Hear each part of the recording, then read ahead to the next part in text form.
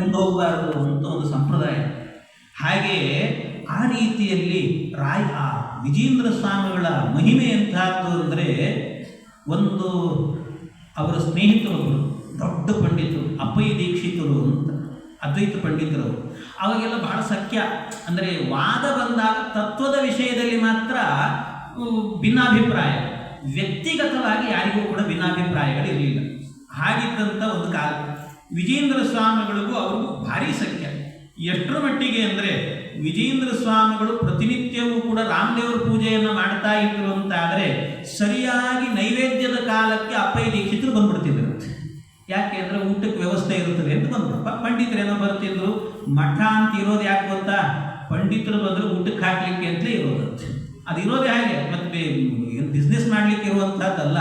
ಮಠ ಛಾತ್ರಾದಿ ನಿಲಯ ಅಂತ ಹೇಳ್ತಾರೆ. ಮಠ ಶಬ್ದಕ್ಕೆ ಅರ್ಥ ಏನು ಸಂಸ್ಕೃತದಲ್ಲಿ ಅಂದರೆ ಛಾತ್ರಾದಿ ನಿಲಯ. ಅನೇಕ ಸಂಸ್ಕೃತ ಅಧ್ಯಯನ ಮಾಡುವಂತಹ ಮಕ್ಕಳು ಓಡಾಡಿಕೊಂಡಿದ್ರು ಅಂದರೆ ಅದನ್ನು ಮಠ ಅಂತ ಕರೆಯೋದು. ಇವತ್ತು ವೃಂದಾವನ ಇದ್ದರೆ ಮಠ ಅಂತ ಹೇಳ್ತೀವಿ ನಾವು, ಅಷ್ಟೇ ನಿಜವಾದ ಅರ್ಥ. ಹಾಗೆಯೇ ಆ ಅರ್ಥದಲ್ಲಿ ಅವರ ಮಠಕ್ಕೆ ಬರೋರಂತೆ ಕುಂಭಕೋಣದಲ್ಲಿ ಅಪ್ಪಯ್ಯ ದೀಕ್ಷಿತರು.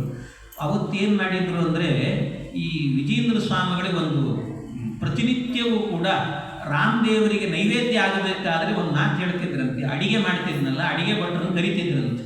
ಕರೆದು ಹೇಳೋರಂತೆ ಅಡಿಗೆ ಮಾಡೋರಿಗೆ, ಸಾರು ಮಾಡಿದೆಯಲ್ಲ, ಸಾರು ಮಾಡುವಾಗ ಬರೀ ಸಾರನ್ನು ಕುದಿಸಿಟ್ಟು ಬಿಡಬೇಡ, ಅದಕ್ಕೊಂದು ಸ್ವಲ್ಪ ಕೊತ್ತಂಬರಿ ಸೊಪ್ಪು, ಕರಿಬೇವು ಇದೆಲ್ಲ ಹಾಕಿದ್ರೆ ರುಚಿ ಬರ್ತದದು ಸಾರು. ಅದಕ್ಕೆ ಕೊನೆಗೆ ಒಂದು ಸ್ವಲ್ಪ ಕೊತ್ತಂಬರಿ ಸೊಪ್ಪನ್ನು ಹಾಕು ಅಂತ ಹೇಳ್ತಿದ್ರು.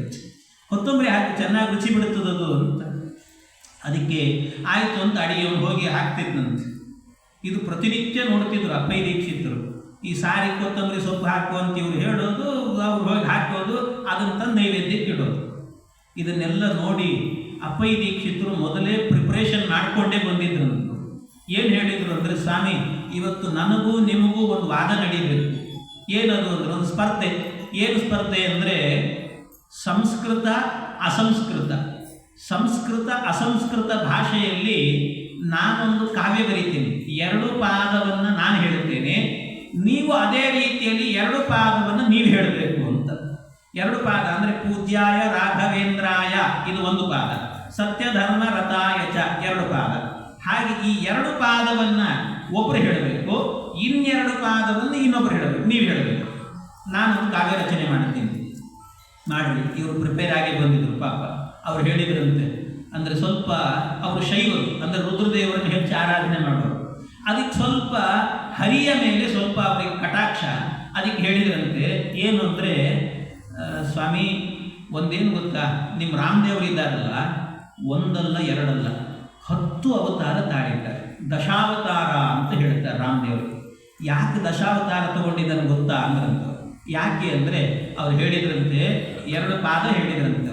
ಏನು? ಕೊತ್ತು ಮಲ್ಲಿ ರಸಂ ಪಾತುಂ ಪತ್ತು ರೂಪಂ ದದೌ ಹರಿಹಿ ಅವ್ರು ಹೇಳಿದರು. ಅಂದ್ರೆ ಅರ್ಥ ಏನು ಅಂದರೆ, ಅವರು ಸ್ವಲ್ಪ ತಮಿಳ್ನಾಡಿನವರು, ಕುಂಭಕೋಣ ಅದೆಲ್ಲ ತಮಿಳ್ನಾಡು. ಕೊತ್ತು ಮಲ್ಲಿ, ಈ ಕೊತ್ತಂಬರಿ ಸೊಪ್ಪಿಗೆ ಕೊತ್ತು ಮಲ್ಲಿ ಅಂತಾರೆ.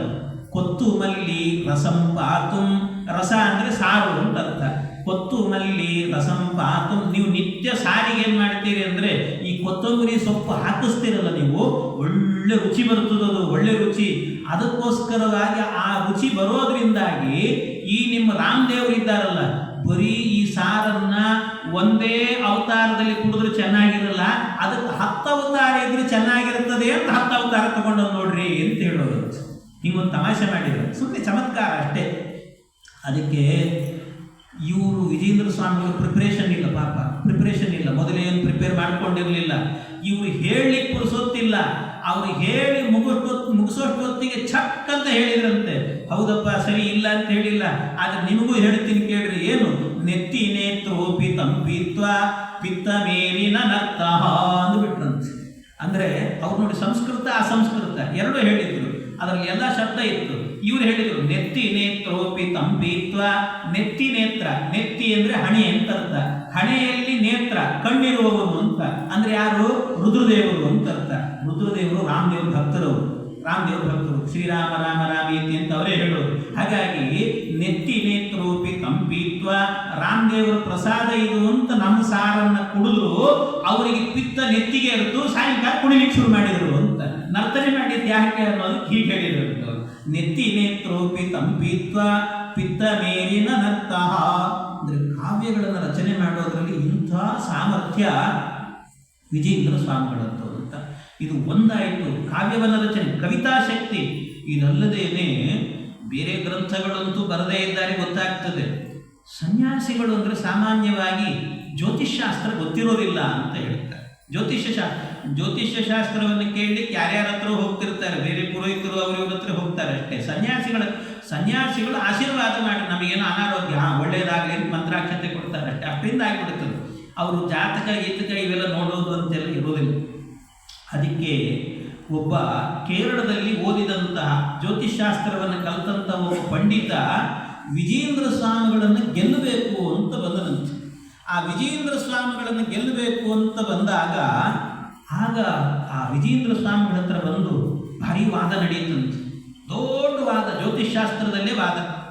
ಅನೇಕ ವಾದಗಳು ನಡೆದು ಆ ಕೇರಳದ ಪಂಡಿತ ವಿಜೇಂದ್ರ ಸ್ವಾಮಿಗಳ ಕೈಯಲ್ಲಿ ಸೋತ ವಾದದಲ್ಲಿ.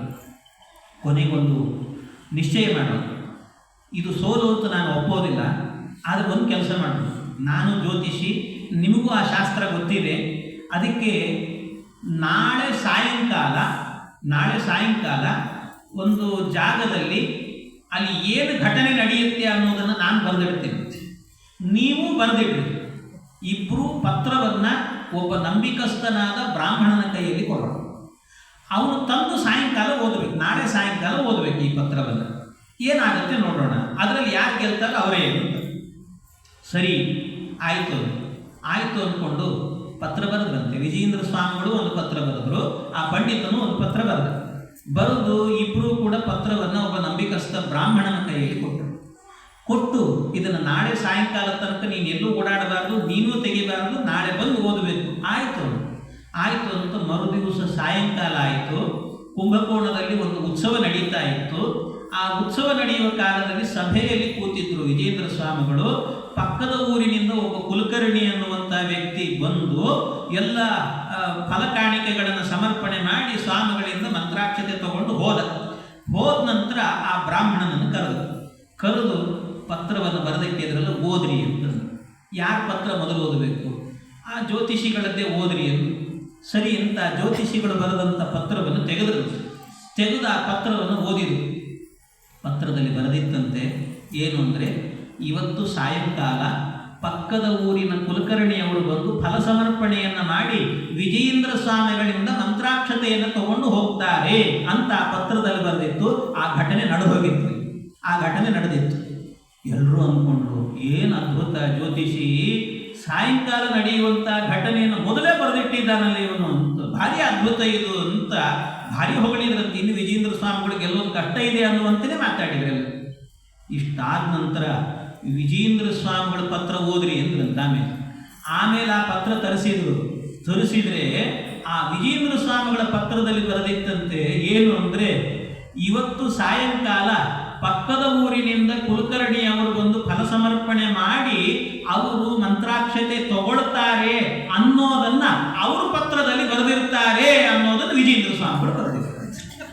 ಅಷ್ಟೇ ಅಲ್ಲ, ಅವ್ರು ಯಾಕೆ ಅದನ್ನು ತಗೊಳ್ತಾರೆ ಅಂತ ಅವರಿಗೆ ಸಂತಾನ ಆಗಿರಲಿಲ್ಲ, ಅದಕ್ಕೋಸ್ಕರ ಮಂತ್ರಾಕ್ಷತೆ ಕೊಟ್ಟಿದ್ದೆ ಮೊದಲು, ಈಗ ಸಂತಾನ ಆಗಿದೆ ಅಂತ ಫಲಕಾಣಿಕೆ ಸಮರ್ಪಣೆ ಮಾಡಿದ್ದಾರೆ ಅಂತ ಇಷ್ಟು ಬರೆದಿದ್ರಂತೆ ವಿಜೇಂದ್ರ ಸ್ವಾಮಿಗಳಲ್ಲಿ.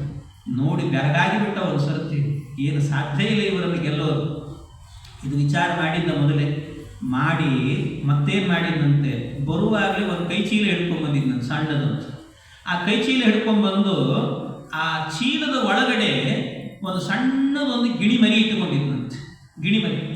ಆ ಗಿಣಿಮರಿಯನ್ನು ಹಿಡ್ಕೊಂಡು ಹೀಗೆ ಹಿಂದೆ ಹಿಡ್ಕೊಂಡು ವಿಜೇಂದ್ರ ಸ್ವಾಮಿಗಳು ಎದುರಿಗೆ ಬಂದ. ಅದಿನ್ನೂ ಶಬ್ದವೂ ಮಾಡ್ತಾ ಇರಲಿಲ್ಲ ಪಾಪ, ಅಷ್ಟು ಸಣ್ಣದು.